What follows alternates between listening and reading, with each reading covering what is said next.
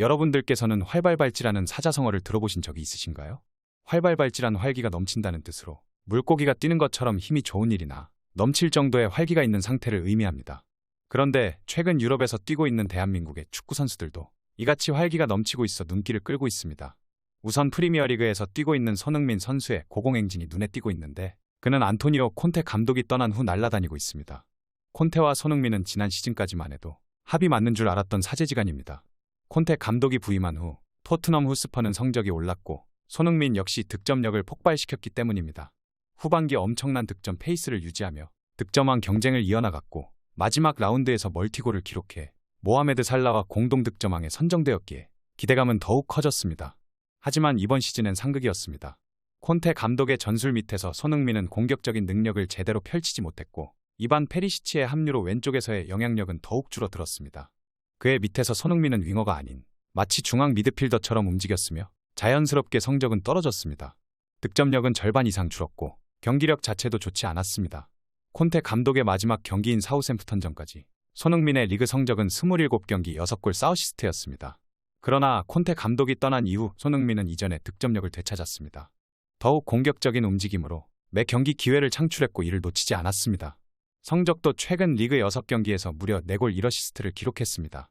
맨체스터 유나이티드와 리버풀을 동시에 만나는 힘든 일정이었지만 손흥민은 2경기 연속골을 넣었습니다. 영국 매체 더부트룸은 콘테가 떠난 후 손흥민의 경기력이 증가한 것은 단순히 우연이 아니라며 그의 밑에서 토트넘의 모든 윙어들이 길을 펴지 못했기 때문이라고 전했습니다. 이어 손흥민이 최고의 기량을 회복했다고 단언하기엔 아직 이르지만 지난 몇 주 동안은 그 모습에 필적했다며 토트넘은 그가 득점 행진을 계속 이어가기를 바랄 것이라고 덧붙였습니다. 글로벌 디애슬레틱의 기자 잭 피트브룩은 리버풀전에서 그나마 토트넘의 긍정적인 점은 손흥민의 부활이라면서 어쩌면 그것이 유로파 컨퍼런스 리그 진출보다 팀에 필요한 부분이라고 주장했습니다. 토트넘 호스퍼는 영국 리버풀 안필드에서 열린 2022-2023 시즌 잉글랜드 프리미어리그 34라운드에서 리버풀에 3대4로 패했습니다. 이로써 토트넘은 한 경기 덜 치른 리버풀에 밀려 6위로 내려앉았습니다. 팀은 패배했지만 손흥민의 활약은 돋보였습니다. 그는 골대만 2번 때리며 아쉬움을 삼켰지만 결국 후반 32분 크리스티안 로메로의 롱패스를 받아 멋진 추격골을 터뜨렸습니다. 후반 추가 시간에는 날카로운 프리킥으로 히샬리송의 동점골을 돕기도 했습니다.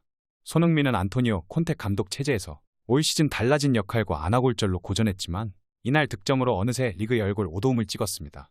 특히 주목해야 될 부분은 콘테 감독 경질 이후 손흥민이 살아났다는 것인데 라이언 메이슨 코치는 콘테 감독보다 손흥민을 공격적으로 활용하고 있습니다.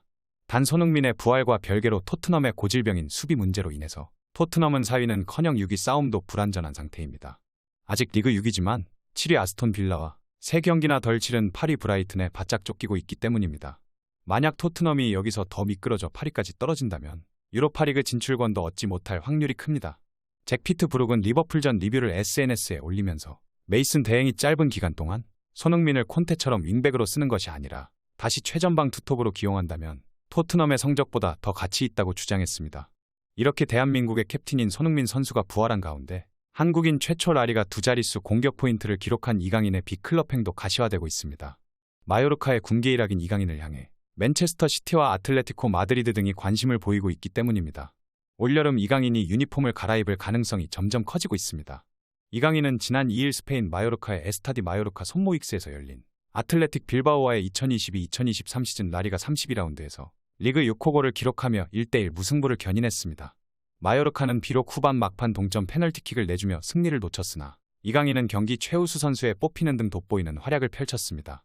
이강인을 향한 현지의 찬사는 계속되고 있는데 하비에르 아길레 마요르카 감독은 이강인이 내가 부임한 이래 최고의 모습을 보여주고 있다며 매 경기 자신의 실력을 입증하고 있다고 엄지를 세웠습니다. 라리가 사무국도 이날 한국의 왕이 빛나고 있다고 했으며 스페인 마르카 등도 이강인의 활약을 조명했습니다. 2021년 발렌시아를 떠나 마요르카에 입성한 이강인은 최근 들어 물오른 플레이를 펼치고 있는데 라리가 선정 올해의 미드필더 후보에 오르는 등 가치를 인정받고 있습니다. 그가 절정의 폼을 보일수록 올 여름 이적 시장에서 다른 클럽으로 이적할 가능성은 커지고 있는데 최근 유럽 이적 전문가인 파브리지오 로마노도 이강인이 여름에 마요르카를 떠날 것이 확실시된다고 예상했습니다. 마르카 또한 지난달 이강인이 헤타페전에서 첫 멀티골을 뽑아낸 뒤 이번 시즌이 마지막 기록이 될 것이며 이강인은 팀의 잔류보다 더 중요한 일을 할 준비를 마쳤다면서 이적을 암시했습니다. 그는 1월 이적 시장에서도 에스턴 빌라와 뉴캐슬 그리고 아틀레티코 마드리드 등 복수 클럽의 관심을 받았으나 구단의 반대로 무산된 바 있습니다. 이강인은 시간이 흐를수록 약점으로 꼽혔던 수비와 기동력까지 보완하며 더 주목을 받고 있습니다. 지난달에는 이강인의 에이전트인 하비에르 가리도가 맨시티와 에스턴 빌라 구단을 방문했던 소식을 알리며 그가 빅클럽에 입성할 것이란 소문을 더욱 키웠습니다. 이강인의 바이아웃이 1,700만 유로, 한국 돈 250억 원으로 알려졌는데 이는 막대한 자금력을 자랑하는 빅클럽 입장에서 부담스러운 금액이 아닙니다. 그의 어린 나이와 최근 활약상을 감안한다면 더 많은 팀들이 그를 노릴 가능성이 큽니다. 이강인의 활약은 수치로 증명되고 있습니다. 스페인 프리메라 리가에서 드리블로 최고의 자리에 위치하고 있는 선수는 비니시우스 주니어르로 시즌 전체로 봤을 때 비니시우스만큼 돌파를 많이 시도하고 성공한 이는 없습니다. 그런데 최근 10경기만 따지면 이강인의 테크닉이 조금 더 물이 올랐습니다. 축구 통계 사이트 옵타는 이강인이 지난 10번의 출전에서 41회 드리블을 성공했고 이 기간 동안 라리가 선수 중 최다로 비니시우스보다 한 개 더 달성했다고 전했습니다. 이강인의 드리블 능력은 단순히 10경기에서만 빛나는 게 아닙니다. 또 다른 스탯 분석 사이트 풋볼 탤런트를 보면 이강인의 이번 시즌 드리블 성공 횟수는 69회로 리그 3위에 해당합니다. 1위는 비니시우스이며 2위는 사무엘 추쿠에제입니다. 다만 이들 소속팀의 전력을 고려하면 이강인의 솔로 플레이 능력이 얼마나 대단한지 알 수 있습니다. 그만큼 요즘 이강인은 상승 흐름을 쭉 이어가고 있습니다. 연신 공격 포인트를 생산한 공로를 인정받아 4월 이달의 선수상 후보에 포함됐습니다. 특히 지난 4경기 3골의 물오른 골 감각을 과시하고 있고 시즌 총 6골 4도움을 기록해 한국 선수 최초로 라리가 2자릿수 포인트를 달성했으며 라리가 올해의 팀 미드필드 부문 후보에 이름을 올린 것도 대단한 성과입니다. 이렇게 이강인이 맨시티를 비롯한 여러 구단으로부터 관심을 받고 있는 가운데 맨시티가 주목하는 또 다른 대한민국의 선수도 있습니다. 바로 김민재 선수입니다. 괴물 수비수 김민재의 주가가 연일 치솟고 있는데 최근 맨체스터 유나이티드의 러브콜을 받고 있는 김민재는 지역 라이벌이자 잉글랜드 프리미어리그 디펜딩 챔피언인 맨체스터 시티와도 연결되고 있습니다. 영국 더선은 맨시티가 나폴리의 괴물 김민재를 영입하기 위해 맨유와 경쟁하고 있다고 보도했습니다. 매체에 따르면 맨시티는 나폴리의 센터백 김민재를 데려가기 위해 4천만 파운드, 한국 돈 665억 원을 투자할 예정입니다. 더선은 한국에서 온 수비수는 현재 맨유와 리버풀, 그리고 토트넘에 관심을 받고 있다며 맨시티는 다른 라이벌 팀들과 경쟁할 것이라고 전했습니다. 매체는 펩 과르디올라 맨시티 감독이 지난 여름 페네르바체에서 나폴리로 이적한 김민재의 팬이라면서 강하고 공격적인 성향의 김민재는 세리에A에서 가장 핫한 스타 중 한 명이며 가치에 비해 상당히 낮은 4천만 파운드의 바이아웃을 갖고 있다고 설명했습니다. 이어 나폴리 구단은 그에게 새로운 계약을 제안하고 싶어 하지만 김민재는 잉글랜드로의 이적을 꿈꾸는 것으로 보인다고 덧붙였습니다.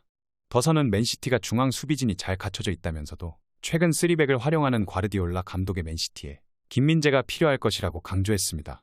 맨시티는 모두가 인정하는 세계 최고의 클럽 중 하나입니다. 유럽 축구연맹 챔피언스리그 4강에 오른 맨시티는 FA컵 결승에도 진출해 트래블에 도전하고 있습니다. 이런 엄청난 구단에서 김민재를 주시하고 있는 이유는 철기둥 김민재가 의심할 여지 없이 최고이기 때문인데 김민재는 수비수 평점 리그 전체 1위를 기록할 정도로 뛰어난 활약을 하고 있습니다. 이탈리아 매체 투토메르카토웹은 2022-2023 시즌 세리에A에서 평점이 가장 높은 수비수 5명을 선정해 소개했는데 김민재는 평점 6.44점을 기록해 올 시즌 세리에A에서 활약하는 수비수 중 평점이 가장 높았습니다.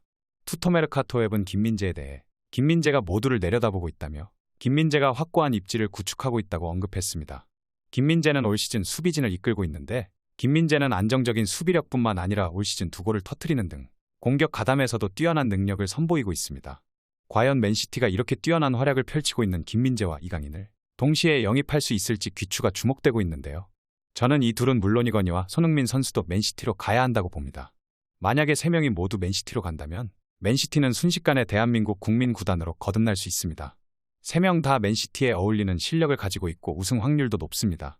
우승은 우승대로 연봉은 연봉대로 맨시티가 가장 좋습니다.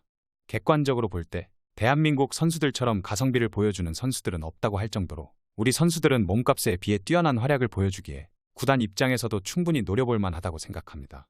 부디 제 바람이 이루어져 다음 시즌부터는 맨시티에서 3명의 대한민국 선수들을 볼 수 있길 응원하겠습니다. 오늘 전해드릴 소식은 여기까지입니다. 페페TV 시청자 여러분은 어떻게 생각하세요? 페페TV는 여러분의 생각이 궁금합니다. 댓글로 여러분의 생각을 남겨주세요. 여러분 행복한 일은 매일 있습니다. 아무도 당신에게 상처 줄 자격이 없습니다.